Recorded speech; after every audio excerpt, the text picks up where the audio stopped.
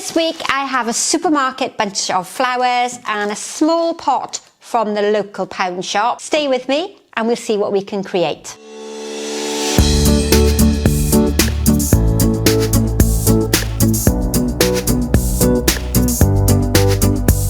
Welcome back everybody. I've had a couple of requests for some arrangements using supermarket flowers and arrangements that you can recreate in the house. So I've gone out this morning, we've got a quiet week this week, and I've popped to my local Tesco. So if you're from the UK, you'll all be familiar with Tesco, and it's a quite close supermarket to where I work.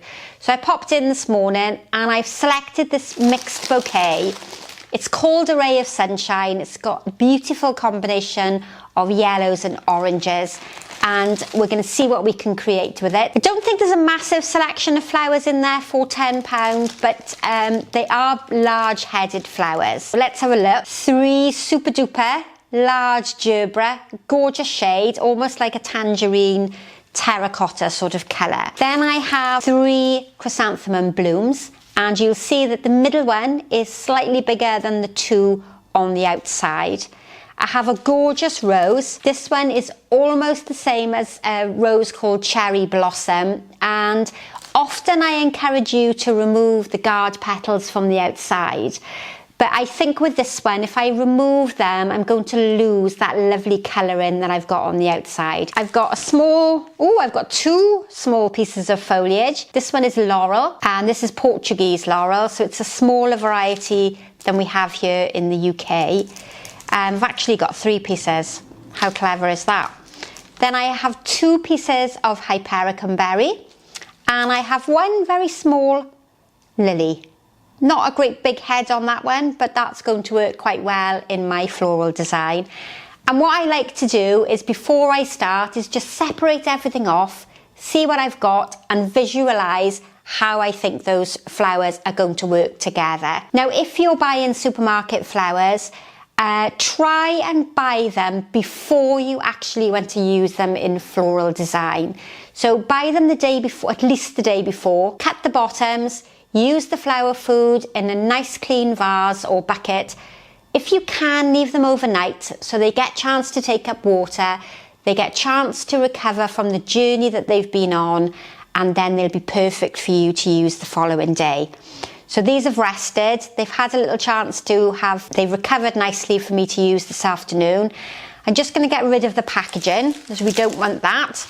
And then I'll talk to you about how we're going to create this lovely design. Now, this is a smaller design that you'll be able to recreate at home, and my container is something that I've picked up from the pound shop. And again, if you're here in the UK, you might be familiar with the pound shop. It's a plastic container. It cost me £1, as the word suggests. What I'm a bit concerned about is the lattice work there on the top, that lace effect. I'm concerned that when I put my floral foam into the container, we're going to see it through the gaps in that decorative section on the top.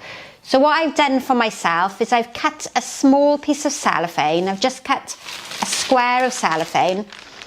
If I had more time, I would maybe line that with some fabric or some ribbon. And if you're at home and you don't have anything to use, don't worry about it. Just live with the fact that you can see a little bit of the floral foam in the middle. What I've done is I've paired a block of floral foam, so it's not quite as tall as the container itself.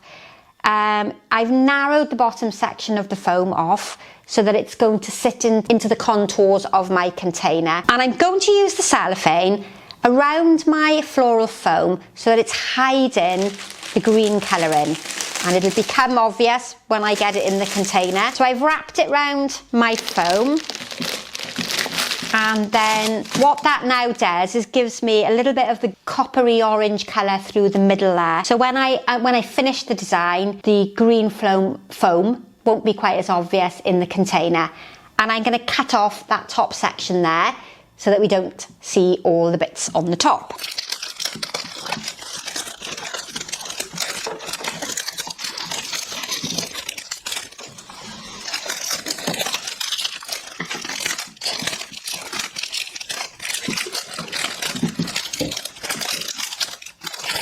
Really, that's just a quick remedy to hide my floral foam. If you don't have a container like this, you could use just an ordinary plant pot cover. So anything that you might have in ceramic or metallic, you could use those small decorative buckets.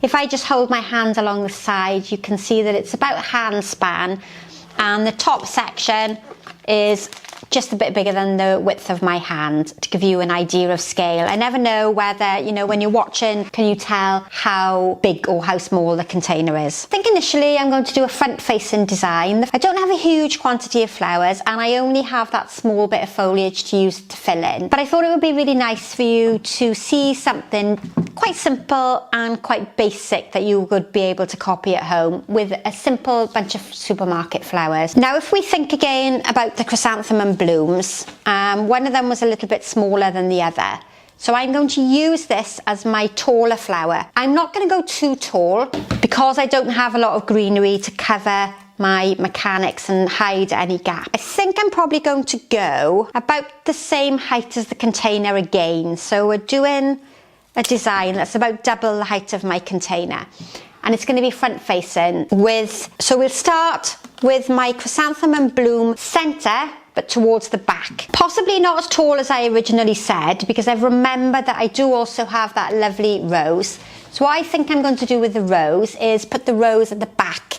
Now technically the rose is possibly a bit large to go in that position, but it's such a beautiful colour, I don't really want to hide it too much. The bigger flowers normally come towards the focal point, but I've got some quite large gerbera and the blooms are quite large, so hopefully it will counterbalance the visual weight of the flower there on the top. So what we've done is we've almost lined them up in front of one another, but I have brought the chrysanthemum slightly further forward because that's going to give me the depth that I need. We haven't got that really flat arrangement. I haven't brought my foam above the edge of my container, so that means I can't come out at those lateral side positions, those horizontal side positions. So what I'm going to almost create is a triangle with my chrysanthemum blooms. This is my top part of the triangle, and I'm going to use the edge of the container as the guide for the width of my arrangement. So by that I mean that my flower is sitting on the rim of my container. I'm going to bring it down quite low so that I've got a clear gap in between each flower at the moment, and then I'm going to repeat that on the opposite side. So I've almost got a triangle starting to take place with those chrysanthemums. Right, so let's get that final chrysanthemum in. Gorgeous, gorgeous yellow, bright and cheerful. And lots of the feedback that I've had is that you can all get hold of chrysanthemums, or mums as we call them in America, or as you call them in America, because I don't live in America. So that one's going to come opposite. That triangle shape starting to take place with my three big flowers. My plan is that my lily goes centre stage in the middle, and when it opens it's going to give me a really big profusion of colour. And to link the sort of orangey tones to the bottom of my arrangement, I'm going to use the gerbera. They're almost going to copy this triangle, but I'm going to do it upside down. So the point or the tip of the triangle is going to be at the bottom, and then my two gerberas rather are going to be either side. I'm creating quite a symmetrical design with equal balance on both sides, and I'm almost creating a pattern. And I've been able to do that because of the content in my flower bouquet. If I'd have picked up a bouquet that only had one gerbera and one chrysanthemum in, then I would have had to arrange them in a different style. So I've looked at the flowers I've got, I've spent a little bit of time thinking about it before I've rushed to making a design with them. So I'm going to now use the gerbera on either side of the tallest chrysanthemum. So they're going to come in this sort of position here. Now the chrysanthemum, I might have just called it a chrysanthemum, but it is of course a gerbera. Now the head shape of the gerbera tends to be facing the sky. So again, I'm going to try and choose ones that are facing forward a little bit better. And those would be my perfect choice. And what have I told you in the past? They look a little bit like headlights, beep beep, coming down the street. So rather than facing them forward like that, we're going to turn them slightly so they've got a different profile. and you're not looking at them face on, which is a bit artificial looking. Let's get these two in position on either side. So I've faced them out slightly so they're not really dominant there at the top, one on either side, and they are fairly matching on both sides, you know, height wise, but they're not really dominant and facing forward. Hopefully that makes perfect sense. Then if I bring the orange one towards the front here, this head is more erect than the other two, so I'm going to have to tilt this forward. But that's going to also give me the depth that I'm looking for. And if we look at the design from the side, you can see I have a front, I have a bit of a flat back, so it's almost like a right angle there at the back. I could put it flat up against a wall, but I can improve that in a second by adding in the foliage.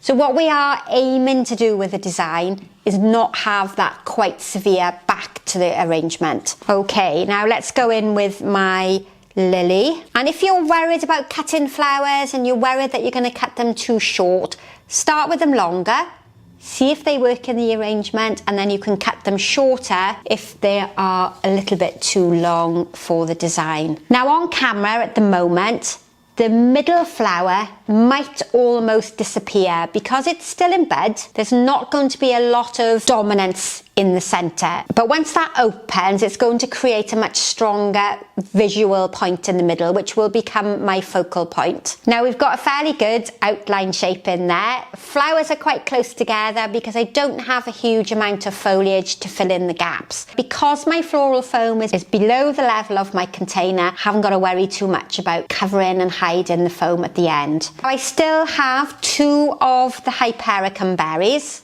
So my decision now is where am I going to put these? And I think I'm going to bring them to the bottom. They would work quite well in this position, but it means that I have all of this colour to the top and it almost cuts the design across the middle. So I'm going to bring this one down towards the front because it'll help bring a little bit of colour down to the bottom. And if we think of colours, if we think of the colour wheel, this is almost an analogous colour harmony. It's tints, tones and shades of colours that lie alongside one another on the colour wheel. And in a moment, I'll get my colour wheel down off the shelf and I can explain that in more detail. But I've used colours, oranges, peaches, tangerine sort of shades. So they're colours that are very similar to one another and lie alongside one another on the colour wheel. That's what we would call analogous. Now, if you don't like symmetrical designs, you probably aren't going to appreciate this one.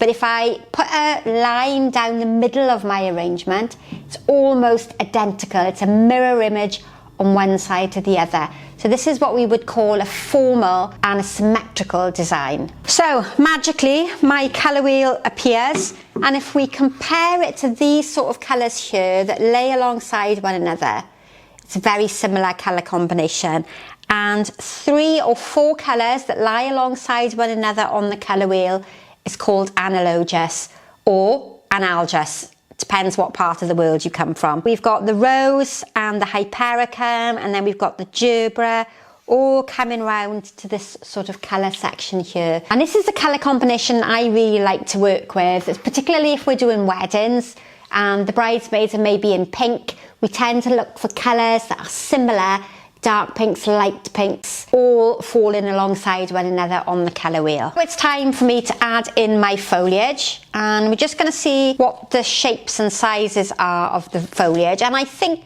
that's the slimmer, more elegant piece. So that's going to suit coming up at the back of my design better than this big fat chunky piece. Rather than put it up dead straight, I'm going to angle it back slightly so that it helps to aid that depth. And because my container is very lightweight, it's only a plastic cheap container, I need to make sure that I've got some actual weight, otherwise it will tip forward. But that's a little bit straighter, I think. But that's how the design is coming along.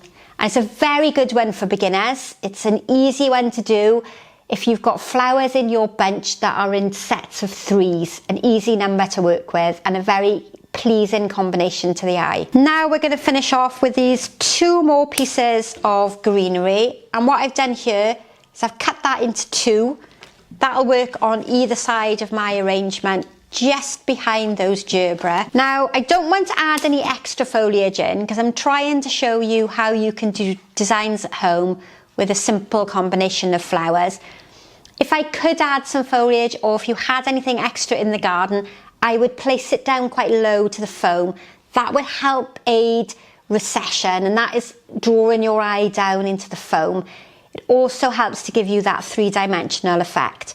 But I'm only going to use what was in the bench. So again, I've cut that final piece into 3, and these are going to work just underneath my chrysanthemum bloom. And I managed to get 3 pieces out of this section. So 2 can come towards the front. Then I'm going to do the final piece in more towards the middle, so that I'm giving some visual weight, a bit of dominance to the middle section. And the dark green, it's a really lush green, beautiful waxy sort of leaf. Straight away giving my design some depth. I'm just having a bit of difficulty getting that in. Now, a little tip with using lilies. If your lilies are open, I would suggest using them in the design and the final point. Put everything else in and then put the lily in last, because it can become damaged quite quickly. So, my little ray of sunshine for this afternoon. I hope you've enjoyed that one. Don't forget, if you're new here, my name is Sharon, and you can go back and look at a whole host of Back to Beginners designs. If you haven't subscribed to the channel, then please hit that bell and to be notified every time I upload a new tutorial. Ask a question in the box below. Let me know what you like or dislike, or what you would like to see. I've got a list that I'm slowly working through, hoping to provide everybody with a design that they'd like to see. And thank you as ever for watching. I look forward to seeing you all again very soon, and bye for now.